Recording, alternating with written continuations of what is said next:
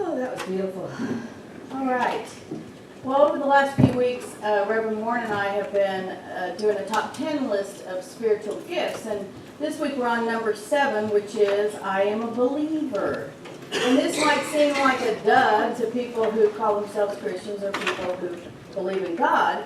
But what really do you believe? Can you articulate that? Can you tell other people that ask you, really, what do you believe in? Can you answer that question? Well, the other thing that comes up is what does God really look like in our lives today? And how do we express from that truth that we know that we are one with God? And how do we live in this world knowing that there is chaos sometimes or that there is disappointment or whatever and still come from that place of believing? And today that's what we're going to explore, is being a believer. And hopefully by the end of this message, we will be able to better define what we truly believe in. But let us first do our statements of truth together, please. I am a child of God. I am deserving of good in my life. I am accepting my good now. Well, let's start with the question, what do you believe? Jesus said, the one who believes in me will also do the works that I do, and in fact will do greater works than these. From John 14:12.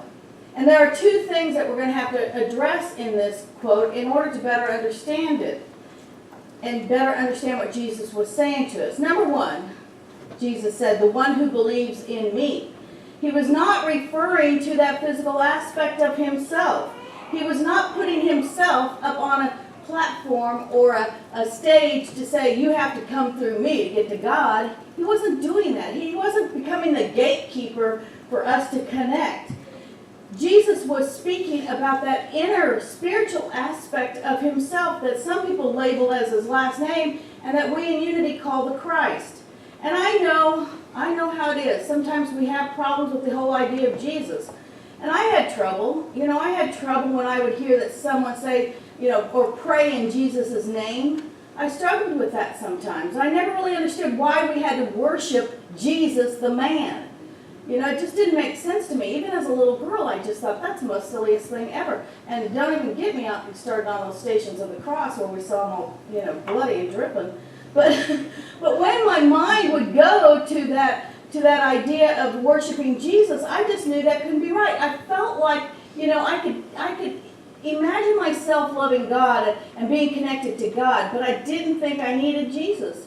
But the minute I understood that Jesus was not, we were not talking about Jesus the man, and neither was Jesus talking about that. Jesus was talking about the Christ within him, and how that is, the Christ within him is within each one of us, and within me too. And when I understood that, it was like, whoa, okay, now I get the idea. Jesus was trying to teach us that the Christ was the most important thing, that we go to the Christ to find God. And it's absolutely true. And if you believe this truth, then you're beginning to understand what we believe in Unity, or what we believe as a true Christian. Does everybody believe that? Yes.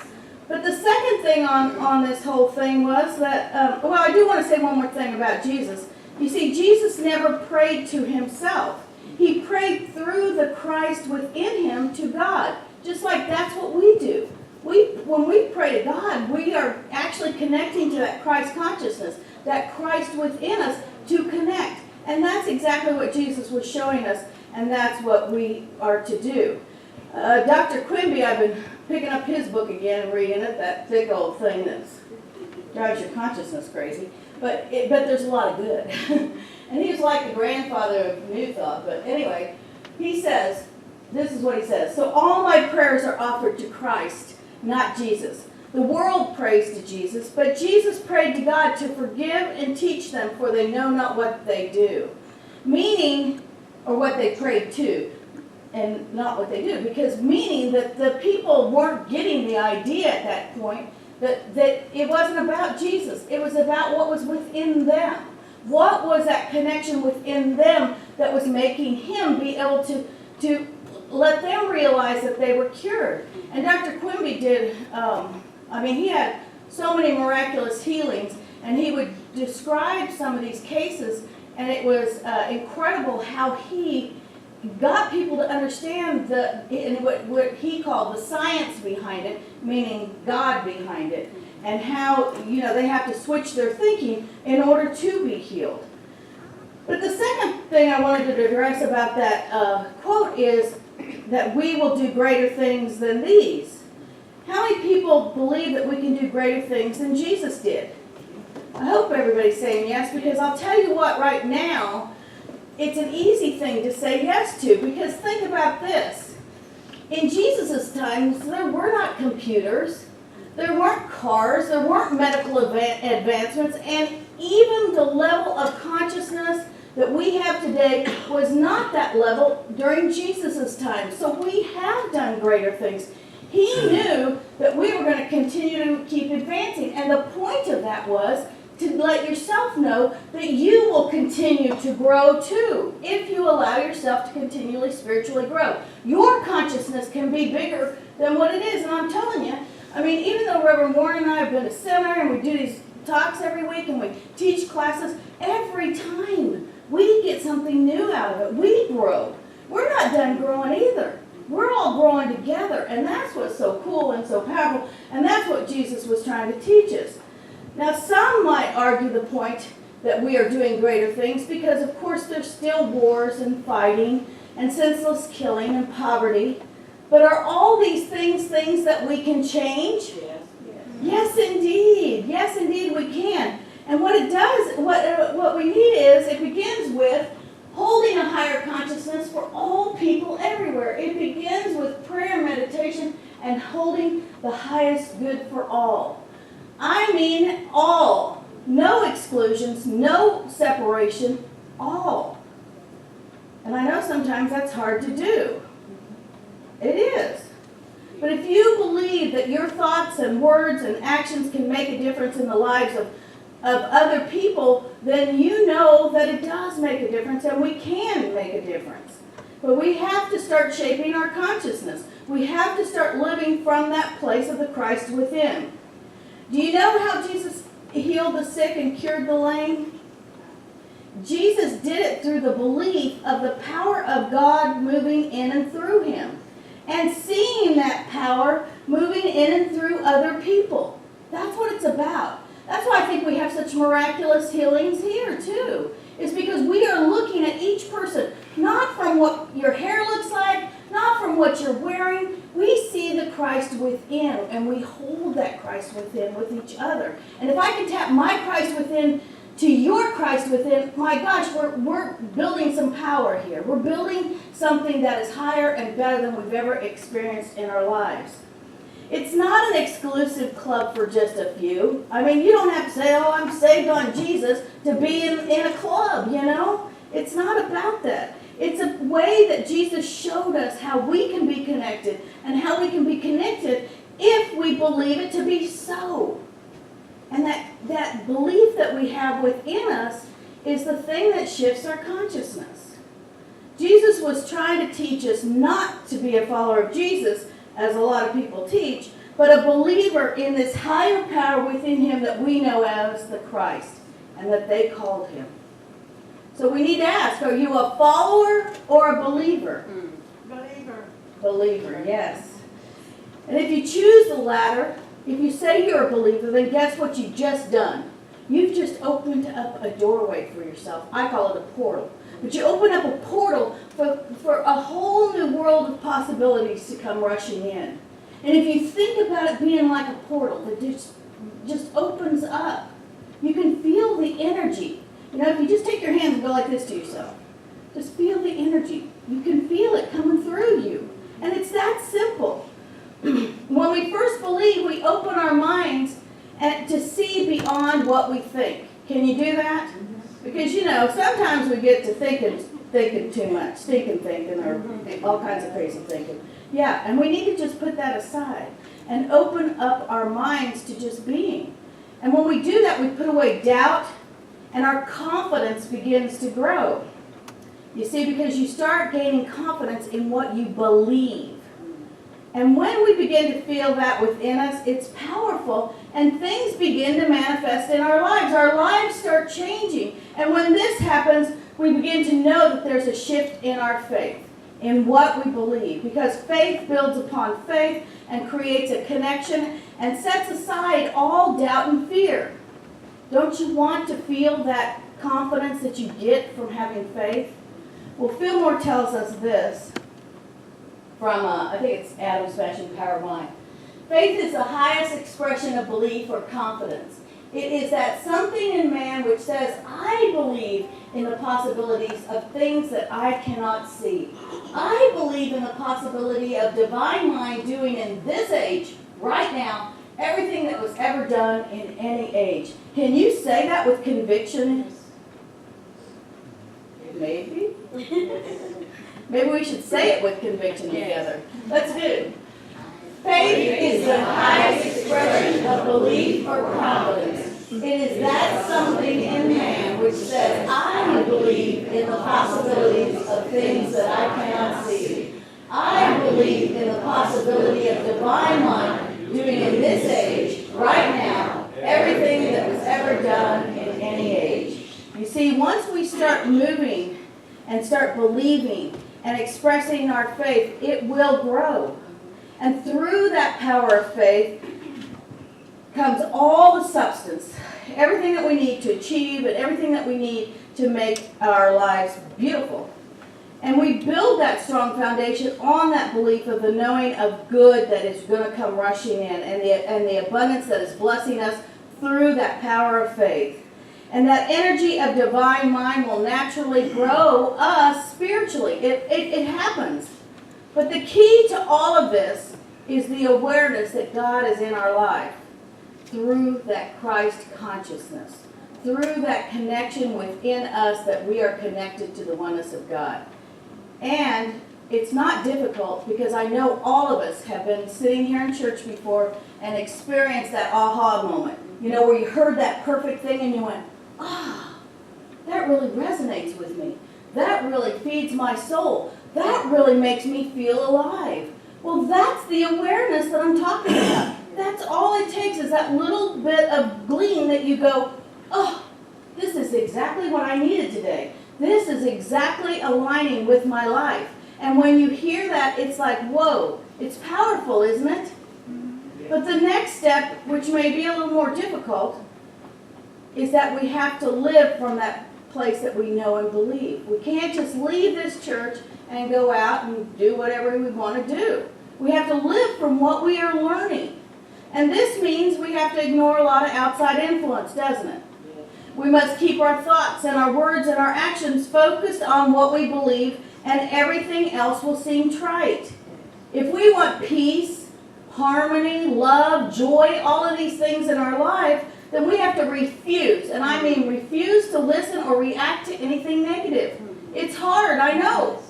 I know it's hard. But we have to refuse to see negative things too. We have to continue to go back to that Christ consciousness and reflect back the Christ within each and every person. It doesn't matter what their actions are on the outside, we have to see the Christ within, or else we might as well just stand over here and pound our head on the wall. Right? Because doesn't it feel that way sometimes when you go into reactionary mode? I know for me it does. And believe you me, I was just there this weekend, so, I'm saying, hey, I'm doing this message, and I've got to go back to reflect on that too. And we all have to remind ourselves that that's all it takes, to see beyond the physical. That's what metaphysical is.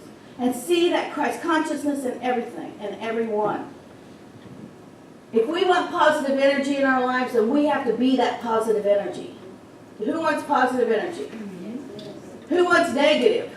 I hope nobody puts their hand up. Thank you, Jesus. No. That's right. Thank you, Christ. Oh my gosh. Anyway, but we have to, what the important thing is that on all of this is that we have to be able to define what we believe, don't we? And how many people have gone out and told people, oh yeah, I go to Unity Church, and then somebody says, well, what's that about? Oh, it's really good. And they're going, okay. Yeah, we all have done that, haven't we? Oh, we're so positive. Okay. You know, I mean, but we have to be able to define that better. How many people have been around somebody that they haven't been around for a while, and they say, man, what's going on in your life? You seem happier. You seem like you've got lots of good things going on. You just seem like your life is so much better. What's going on? And you say, oh, I've been going to church. And they look at you like, oh, okay. They change the subject. Doesn't that happen? But you're inside. You're on fire. But they're not picking up the fire, are they? No, they're not picking up that. They know there's something different. But if you can't define what's different, then how are they supposed to respond to that? You know? So this is one of the things. If your friend comes up to you, or family member, or anybody else like that, and says, hey, what's going on with you? You know, all you have to do is say, I found a church home that is a positive place for spiritual living. Doesn't that sound good? Yes. And doesn't that sound inviting? And doesn't that sound like you know what you're talking about? Yeah, so you're beginning to define what you believe. And that is reinforcing your truth. It's reinforcing your Christ consciousness. And it's kind of like a powerful affirmation that will help remind you that this is the place I want to live from. That Christ consciousness within me is where I want to live from every moment of the day. And the other thing is, if we are digging and loving what we're doing here so much, don't we want other people to know about Unity East too? Yes. Don't we want them to grow spiritually too? Because if we want to hang out with them, wouldn't it be great if they all felt the same way? Wouldn't it? Yes. Yes. So here is a thing from Adam's Smashing Power Mind that I'd like to share. It's kind of a little bit long, and there's a couple slides. But here's some belief system. And I think is this your card? No, this is not your card. But we could read it together if you want to. All who believe that Christ is here now should teach it and preach it with all possible zeal. The people are longing and reaching out for the healing hand of the Christ. There is a great need of leadership under the Christ whose banner is love. The Prince of Peace should be invited to the peace conferences that are held by war-taxed and war-weary people. Christ's righteousness should be dominant in settling the difference between capital and labor. Our schools in every grade need to teach the normal standard of Christ as fundamental to all true character. When our children have the Christ Spirit pointed out to them as being within and as living fount of health, wealth, and happiness, they will quickly accept it. Then the ambition of men will be to compete in bringing forth truth, goodness, and righteousness, and evil and sin, with its sickness and poverty, will disappear from the earth. Isn't that beautiful? And he wrote this like in, whatever, 1920, I don't know. It was one of his first books. And the thing is, it's still applicable today. It still applies to everything we are living today. And it would make a difference. That last line itself is so... Then the ambition of men and women will be to compete in bringing forth truth, goodness, and righteousness. That's where we should be coming from. Don't we want to do that in our lives? Yes. I believe that all of us can be expressing from the Christ within. And I believe that we all come to unity with this passion to learn about that Christ within. And I believe that we come to be the best that we can be. Don't we? Yes. Don't we long for that in our souls? So, don't we want that for everyone? And if we answer yes, then it is up to us to understand what we believe in order to share with others what we believe to help them feel that fire and passion within themselves. And I've got a helper for each one of us, which is this take-home card. And I've used it before in a different configuration. I've changed it all around before, but I gave it to you this time because you can read this, and there are things in there that are just so powerful, and it's a good way to start establishing what you believe. And let me tell you this. You don't have to keep to these exact words, okay? If something doesn't resonate with you, if you don't like the way something is written, cross it out and change it, or rewrite a new one in the back. Because you have to believe in the words that you read, or the words that you're going to speak, or the actions that you're going to have, in order to be a believer, in order to be that expression of the Christ within. Do you understand? But these are really great statements that can help us move into this place knowing, defining what we believe, okay? So let's just read them together, shall we? Let me see. I got them up there. Okay, they're called cleansing and purifying statements. But God is good and God is all. Therefore, I refuse to believe in the reality of evil in any of its forms.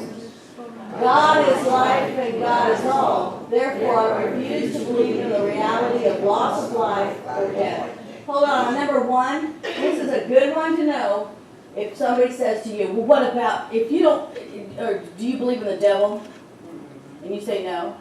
Then you can say, God is good and God is all. Therefore, I refuse to believe in the reality of the devil or evil or in any of its forms. We have error happening all over the world, but that does not mean that the devil is there doing it. You know, human beings are making their own choices. But that's a good statement to throw back at anybody because it's true. And it's not mean and it's not derogatory. Okay, number three. God is power and strength and God is all. Therefore, I refuse to believe in an deficiency and weakness. That also works for health, which is good. I think there might be one in there for health. I am in authority. I say to this thought, go, and he goes. And to another, come, and he comes. The power of our thoughts. This is where we can easily set a negative thought away from us and accept the positive. 5. God is wisdom and God is all. Therefore, I refuse to believe in ignorance. You are not stupid. You are not dumb. You know the answers. You have the answers. You can tap into that unlimited knowledge that God is and find the answers. And with the internet, my gosh, here we go. We got a backup plan. 6. God is spiritual substance and God is all. Therefore, there is no reality in the limitations of matter. That's saying you can't live in lack. 7. God is inexhaustible resource and God is all. Therefore, I refuse to believe in the reality of lack or poverty. 8. God is love and God is all. Therefore, I refuse to believe in hate or revenge.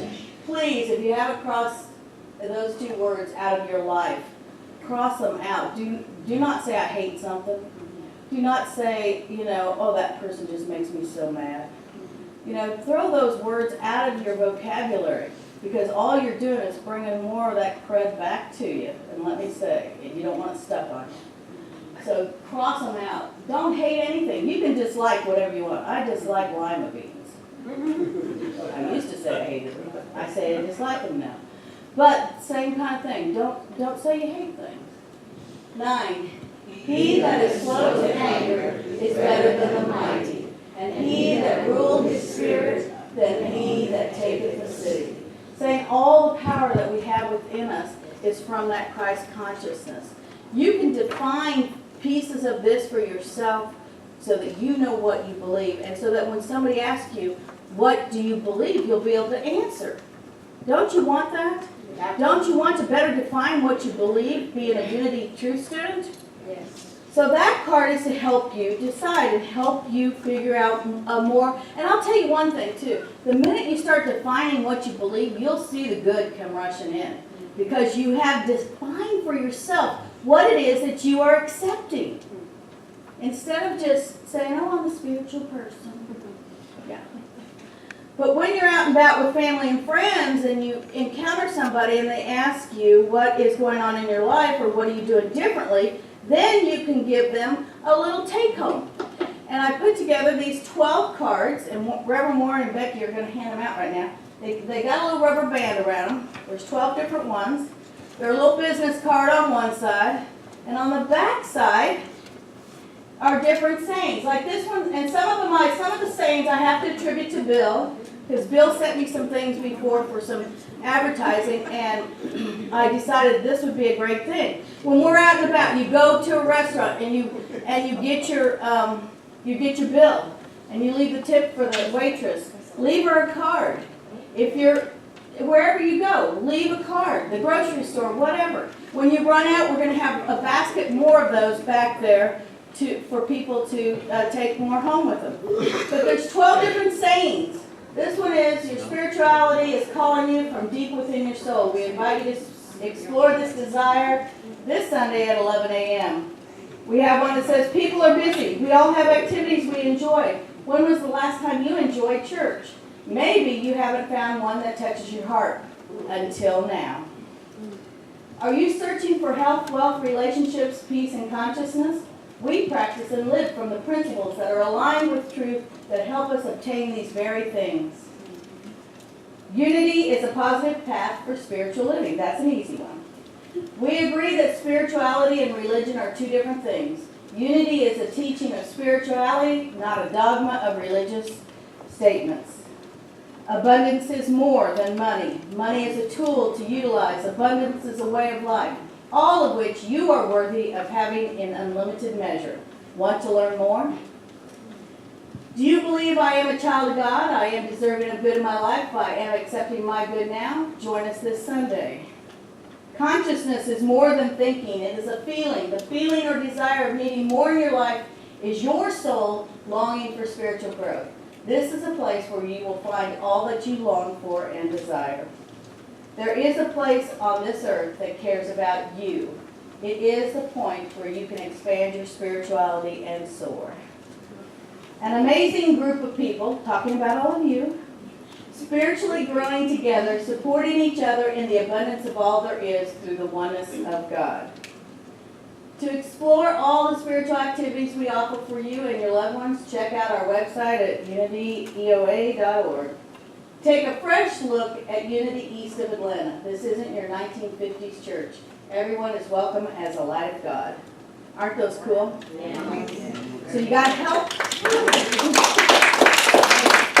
You got help for yourself. You got help for when you go out and talk to people, or just to, invite people to come. And all of that is going to trigger that spiritual growth within us and help us align and live from that Christ consciousness. And then we will be able to say together, will you say it with me, please? Whoops, there's the card, sorry. I am a believer. Thank you for being here.